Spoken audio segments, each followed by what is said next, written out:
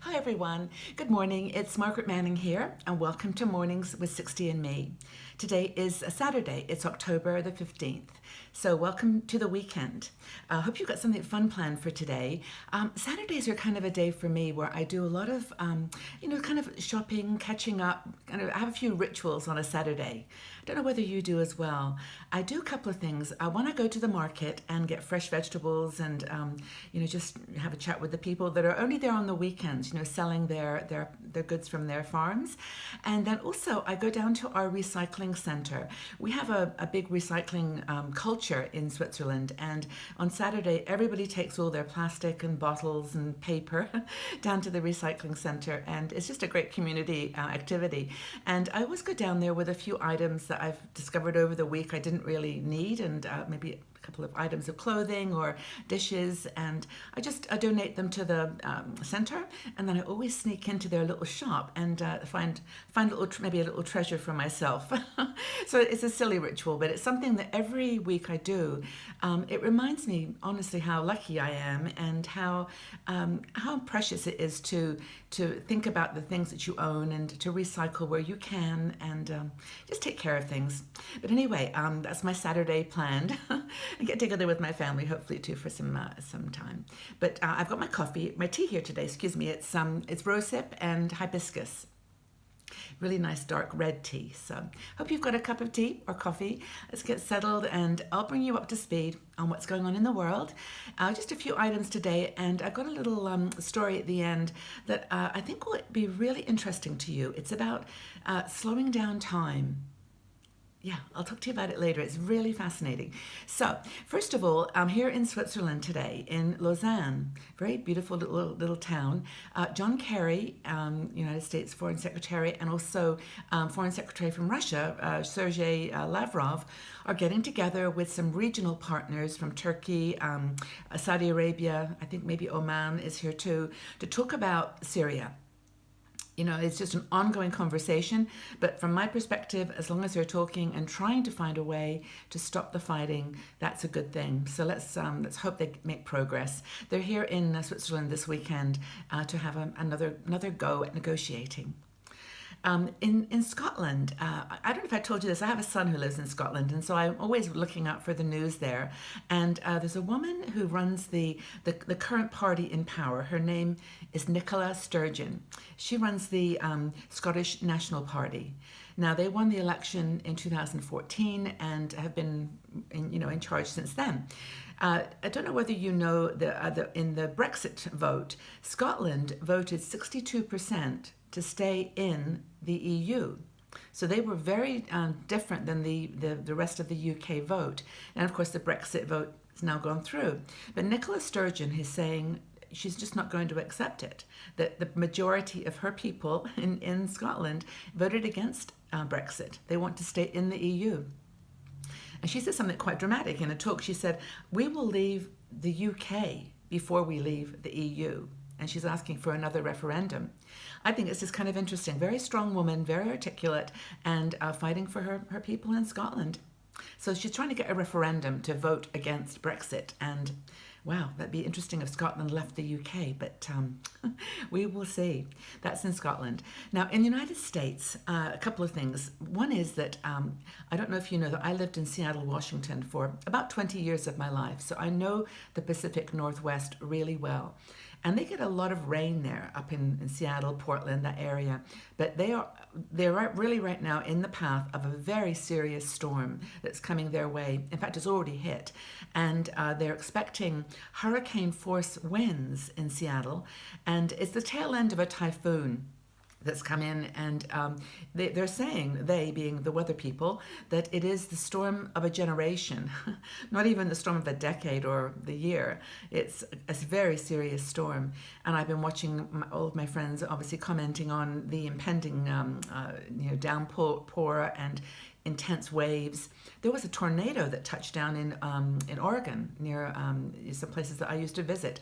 Very, very serious storm coming. So people that I know and people that I care about, all the folks, sisters in Washington State, Oregon, please take care and honestly be careful. It's going to be a bad storm. And don't go crossing the 520 bridge because we all know how high those waves can get. I'm sure, in fact, they'll shut the bridge, but it's a really delicate situation for everyone up in the Pacific Northwest.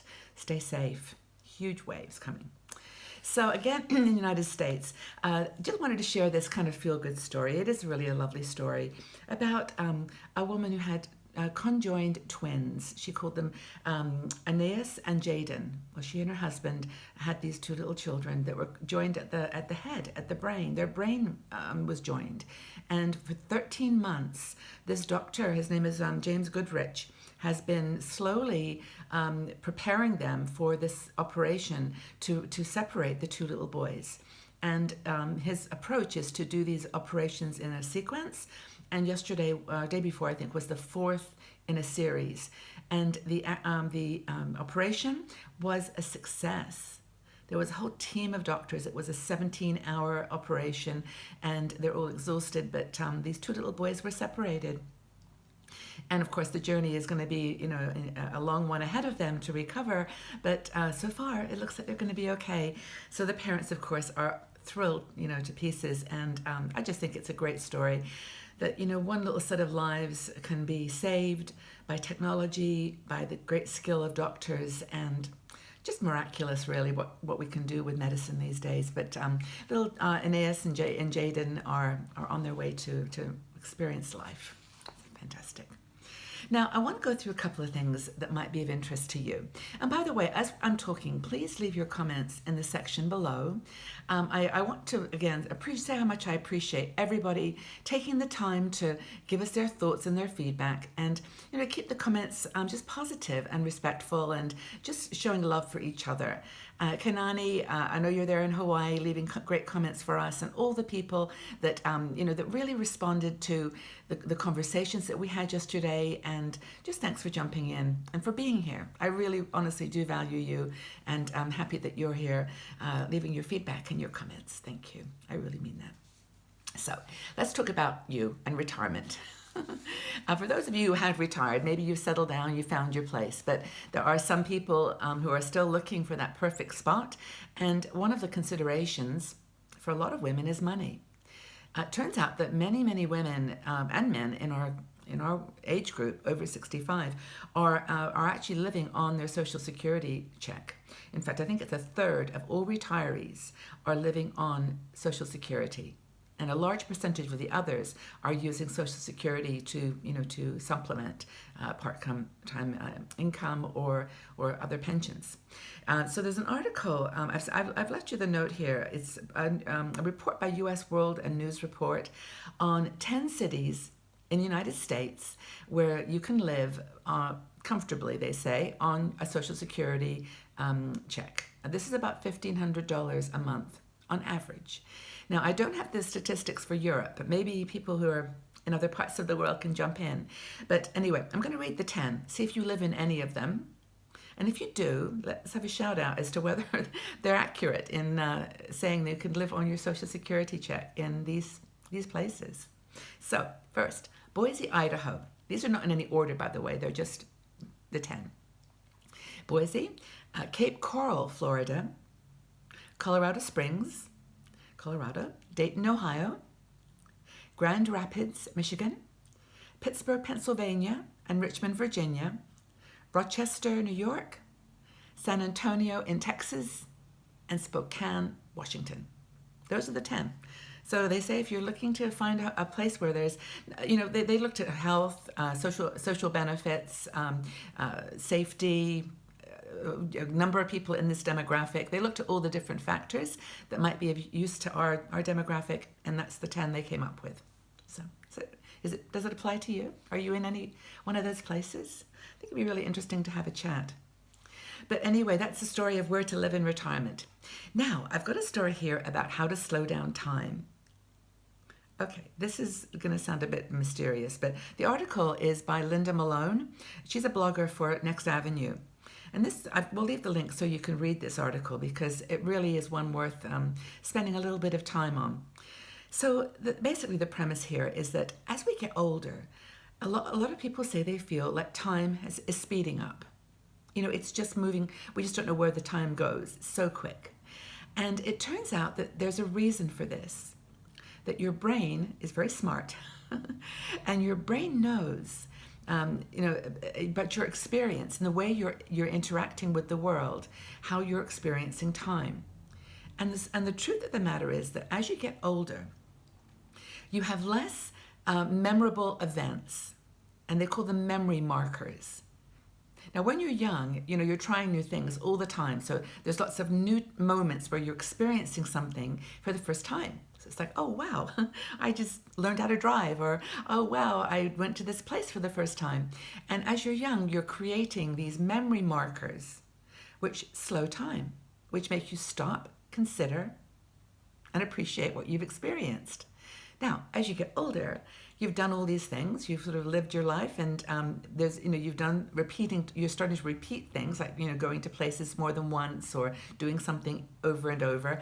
And without those memory markers, it just feels like you're rushing through things, that you're not stopping to really smell the roses. So the article gives a couple of ideas for how, as an older person, you can slow time down. And there are ways to do it. So here's a couple of them. The first idea that she offers is to be grateful. Simply by being grateful, we create a memory marker. We stop, we show gratitude, and it gives us that sense that we're not just on automatic pilot, that we're appreciating moments. So, of course, the suggestion is to write things down.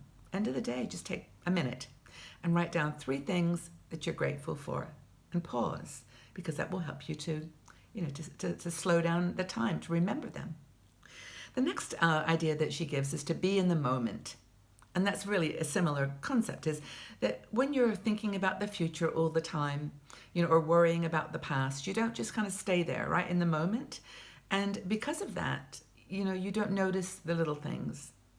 And it's those little things that create the memories, and it creates those pauses that your brain can kind of cognize and accept. This is a great experience. Slow down time. Another thing is to take deep breaths. Now, if you meditate, you know that many meditation programs are based around the breath, about watching your breath in and out, watching thoughts, letting them go, and staying with your breathing. And apparently this breath consciousness actually gives you a way to be mindful of activity, and again, create these memory markers that slow down time. Now, another thing that Linda recommends is to use this, what she calls a maybe mantra. Now, if you're spinning through a decision or through a situation and you don't know what to do, your brain can get really confused if you're trying to do more than one thought. And one idea, she says, is to just stop and say, well, if I can't deal with this decision right now, maybe it will be something I can deal with in the future. Or maybe I'll be able to have a cup of tea and then think about it again. And using that maybe pauses you. It gives you a moment to think, so you can actually start then, creating these moments that you appreciate. I think it's a really cool idea. But again, I think there's another few here that you can read in the article, but it's really becoming aware and creating markers that hold the time in your memory. I think it's a really, really interesting article. And the bottom line here is that, doing things that you love creates these memory markers. So do something that brings you joy in your life, and you're going to slow down time. So that's, I guess it's, they say that time flies when you're having fun, but it also slows down when you're doing something you enjoy as well. So today also, by the way, is today's Sweetest Day. I want to make sure I got it right. Sweetest Day is kind of like Halloween and Valentine's Day together. It's where you can, first of all, indulge your own passion for something sweet. Or you can do the reverse Halloween and give candy out to people that you love. Just buy something a little bar of chocolate, or just share a box of chocolates with strangers. I don't know if I would stand out on the street just giving away chocolates, but it says in the article about today, it says, give candy and sweets to strangers. But I think it's more just share the things that you love makes you feel good. So sweetest day, it's today. Indulge your sweet tooth. And if you want to share, by the way, what your favorite candies are, what do I love? I love coconut. Anything with coconut, Almond Joy or Bounties. Try not to eat too many of those. They're very addictive. I also like licorice. And I really do love licorice. I used to eat a lot of licorice, all sorts. For you women in the UK, you'll know what I'm talking about. But yeah, those are kind of my favorites. How about you? All right, so, oh yes, I want to tell you the winner of our beautiful blue scarf that I had given as a gift yesterday. I had so many people that spoke about it, and I wished I had 100 to give away. I said, maybe we need like a scarf for 60 and Me sisters. But this beautiful blue scarf I'm giving to a lady called Charlotte Waller Kemmler.